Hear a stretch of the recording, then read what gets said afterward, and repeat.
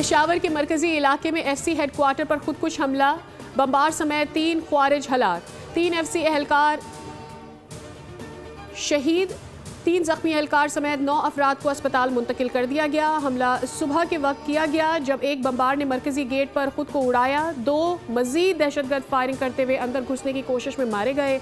धमाके की आवाज़ दूर दूर तक सुनाई दी गई।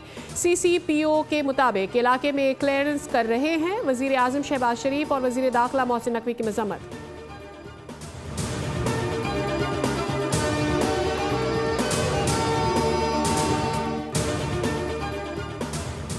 KE होल्डिंग्स लिमिटेड कंपनी का के इलेक्ट्रिक की सीनियर मैनेजमेंट के तर्ज अमल पर तशवीश का इजहार।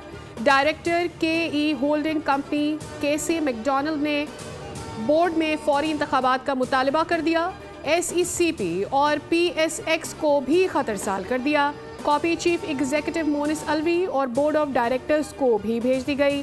KC मैकडॉनल्ड्स ने कहा कि के इलेक्ट्रिक बोर्ड की मुद्दत जुलाई 2025 में ही खत्म हो चुकी।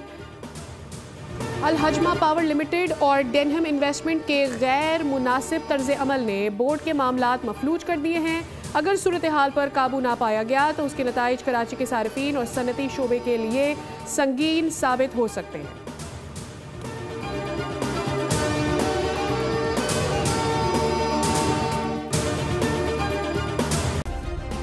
सब्सक्राइब करें और बेल दबाएं ताकि कोई खबर रह न जाए।